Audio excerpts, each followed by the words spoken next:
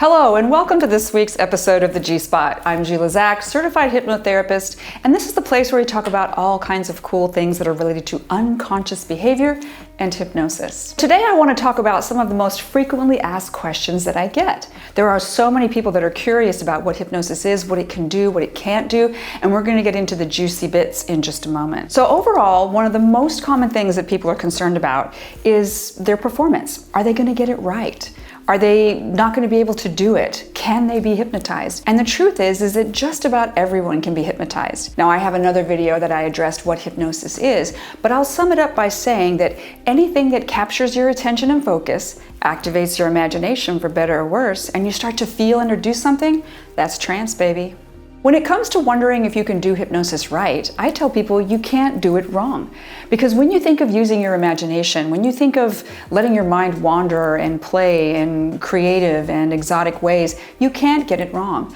And you might see videos where people are being dropped like a rag doll, or they can't move their body in some way. But the truth is, there's different types of ways that people experience hypnosis, and that's real for them. It may not be real for you or true for you, but you can still do it because you are you. So this means that if you're someone who reaches up and scratches your head during hypnosis, you will. It doesn't mean you're not hypnotized. It just means that you're still aware of the environment. You might just be at a lighter state of trance. Now, some of the questions that I get come from the fear of, is the hypnotist going to be able to control me? Are they going to be able to get into my head and reveal my deepest, darkest secrets? And the answer is no. You can lie to me just as easily in hypnosis as you could lie to me right to my face, because you never go unconscious.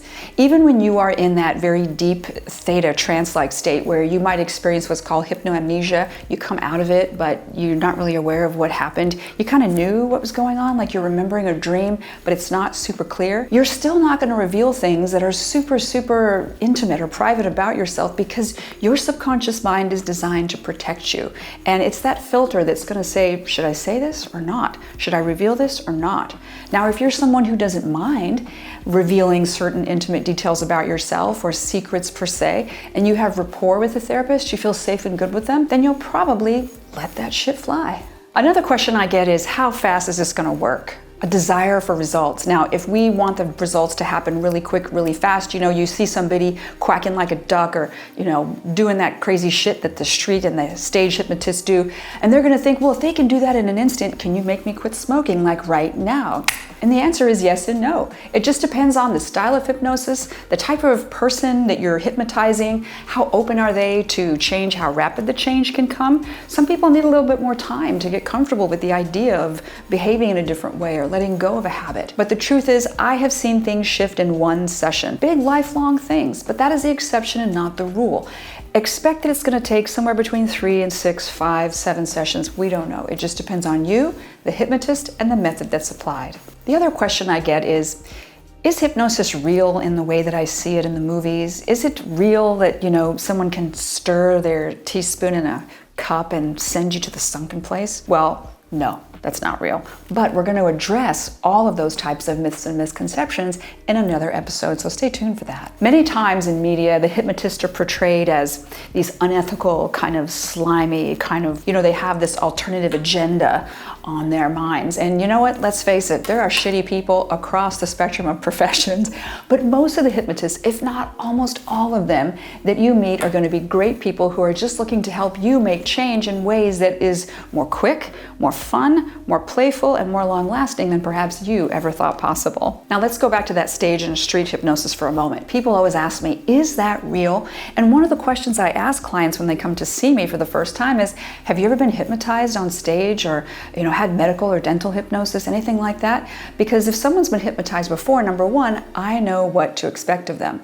But number two, if they've experienced stage hypnosis, they're going to have something very different in a therapeutic setting. But what's going on stage is real. What the hypnotist is going to do, especially if they have an assistant with them, is they're going to start scanning the audience for who is going to be the most suggestible or the most susceptible to going into a trance-like state.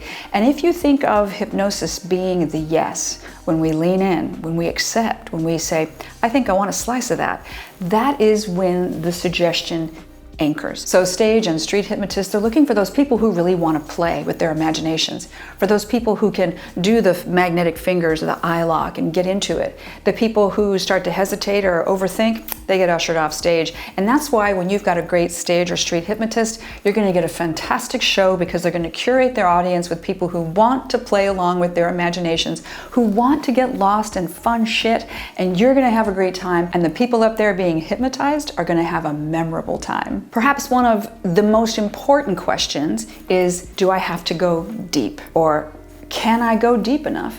And when we consider that depth is absorption, it's just how deep into the experience do you want to be, i.e. how absorbed do you want to be? Great change work can take place at the conversational level, at the alpha level where you're in that kind of daydreamy state, or in the deeper theta level where you're just spacing out and you're kind of in between sleep and awake. So great trance work can happen at any stage. You don't have to go super deep. If you have a hypnotist that you have great rapport with, again, you feel safe in the environment, there's a level of trust, then you're very much likely to go deeper into it. Even if you're an analytical, you're going to be using your conscious mind to say, I hear what they're saying. Do I like it? Does it make me feel good? Is it safe? Will it bring me value? And as soon as you say the yes, that's the hypnosis, baby. That's when the suggestion lands right where it needs to be to create the change you want. Can I get stuck in hypnosis? No. You can't get stuck in hypnosis. All hypnosis is self-hypnosis. Remember, we're going in and out of these natural states of absorption and daydream and imagine all day long. And when you go into a very deep session with a hypnotist, you can't get stuck. Number one, you would either drift into natural sleep and then you'd wake up on your own, or you would realize that, oh, the hypnotist said 5 and you open your eyes, you'd come right out. Now, I will say this. I have had a few clients over the years, many actually, who when I'm doing the count out and I say, at the count of 5, you'll open your eyes. I say 5, they don't open their eyes. They just lay there. And I say to them, I know this has been a wonderful hypnotic journey, but it's time to open your eyes. And they don't open their eyes. You know why? Because they like it. It feels good. One of the wonderful things that people experience when they get hypnotized is that it feels fucking great. You get to have a complete absence of stress, a complete absence of any push or pull or tension of any kind. And sometimes the mind just wants to spend some more time there. But no, you can't get stuck in trance. What if I can't be hypnotized? Well, the truth is, if you don't want to and you fight it every step of the way, it's very likely that you won't be hypnotized. When you go to a hypnotist because you want to make change, you got to fucking play along. You got to say, yeah, this is passive and participatory, but you have to allow for the space for the change to happen. So if you're going to come in and with the brakes on, it's not going to happen. At its core, the number one thing you need to know about stage hypnosis, street hypnosis, medical, dental, or therapeutic hypnosis, whether it's any application that you're going to give it to, it's all about the yes. And we're going to address all the ways in which you can get hypnotized in everyday scenarios in another episode. But for now, just know that the most important thing is the yes. As soon as you say yes to the experience, that's when you activate your imagination. You let the outside world fall away and you get lost in the experience and you play with hypnosis. Let's get into the juicy bits, shall we? What are some of the more obscure or tantalizing questions that people ask me or they want to know, but maybe they're a little embarrassed to ask, or they keep it just below the surface of actually coming out with it? So some of the more obscure or tantalizing questions I get that really live kind of within the client's curiosity, they don't always come out with it, are things like, can hypnosis help me to change my personality? Can I become someone different, someone more sensual, someone more professional, someone different than who I am? And the answer is yes and no. We can't make an apple taste like an orange, but they're both fruit.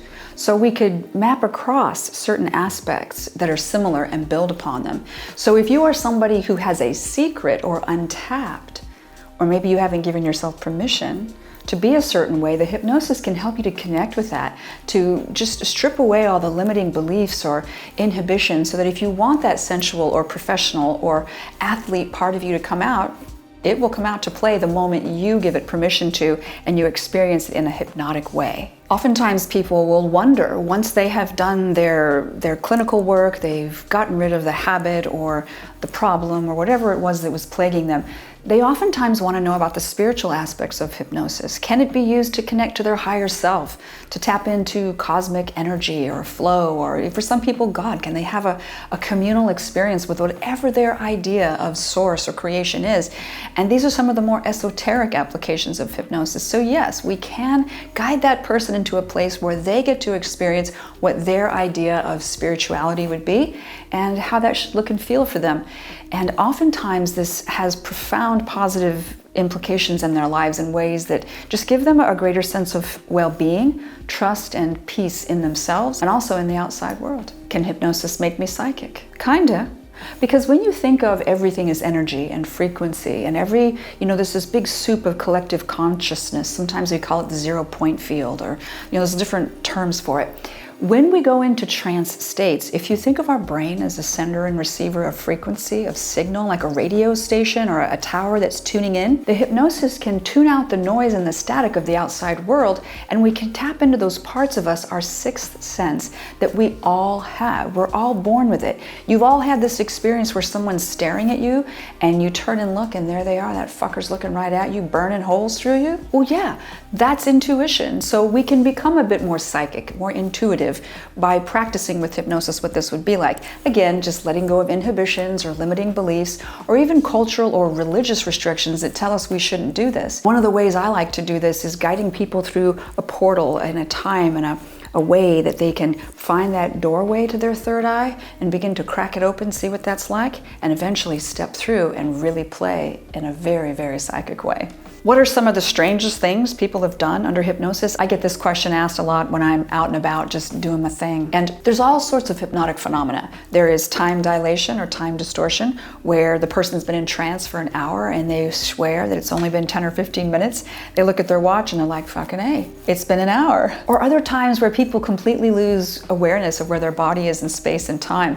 And we're doing an arm levitation or a hand raising, something like that. And they feel like their hand is all the way up towards the ceiling. Yeah, I'm reaching for the ceiling, when really it's only an inch or two off the armrest. There's been other times when people they could swear that their body did something, that they felt something. I remember one instance that stands out to me when the client says, yeah, when you leaned forward and touched my knee. It's like, yeah, I never touched your knee. But this is hypnotic phenomena. It's cool shit that happens all the time in trance. Is it possible to hypnotize someone without their permission? Yeah. It is, and we're going to get deeper into that into another episode as well. But there are all sorts of pickup artists, all sorts of conversational techniques, the misuse of NLP. There's just all sorts of ways that people can either be in a hypersuggestible state naturally, and then if they come across a very unethical person, remember, they don't have to be hypnotized to do this shit. They have to have a dark heart, they have to have malintention, and a deep understanding of language patterns and suggestibility to know how to do it. They don't know they're doing hypnosis, but they kind of are. And then again, there are other people who study hypnosis and they go out there just for the purpose of taking advantage of other people. Very often this will happen in bars when people are already in a hypersuggestible state because, they're drinking, they're happy, maybe they're a little high. And whenever we go in and experience substances like that, they make our filter, our critical thinking filter, thinner. It moves more towards the edges of our awareness. And so enter in the unethical pickup artist or hypnotist, and yeah, you can hypnotize people without their knowing, against their will. So you saw how my earring just fell right there? That's when shit happens without you even being aware of it. And that is what trance can be. Are you aware of what's happening or not? And we're going to address how to create what my friend Melissa Tier says, defense against the dark arts, in a future episode. But for now, know that yes, it is possible to hypnotize somebody without their permission, and it is quite unethical. And remember, karma is backlash. It's gonna come back and get you. It's gonna bitch slap you harder than you sent it out. Finally, the last thing I'm gonna say is that we get these positive unintended benefits, these unexpected outcomes that can happen from hypnosis. And when people ask me about this, it looks something like, well, I came in to stop smoking, but you know what? I started realizing that old trauma that was affecting me doesn't affect me anymore. Or they come in and say, I want to get peak performance to learn how to play the guitar better or feel more comfortable performing in front of an audience. And then they realize that their sexual relationships begin to bloom and grow in ways that they hadn't considered. So yes, we get some very curious and unexpected unintended benefits just by working on one particular area of our life. We can often experience changes in others. If you have any questions that I haven't covered here, because you know what, The world is full of questions. In an infinite universe, there are infinite things we could talk about. Put your questions down below. I would love to hear what you want to know hypnosis could or couldn't do, how it could or couldn't be applied. And yeah, let's talk about it. Maybe I'll make an entirely another video based on your questions. It's been wonderful spending time here with you on the G-Spot. Please like and subscribe. Share if you find these videos helpful in any way. It just helps to get the message out that hypnosis is available for people to make meaningful, lasting change faster than their thinking mind could have ever once thought possible. I look forward to seeing you again next time at the G-Spot.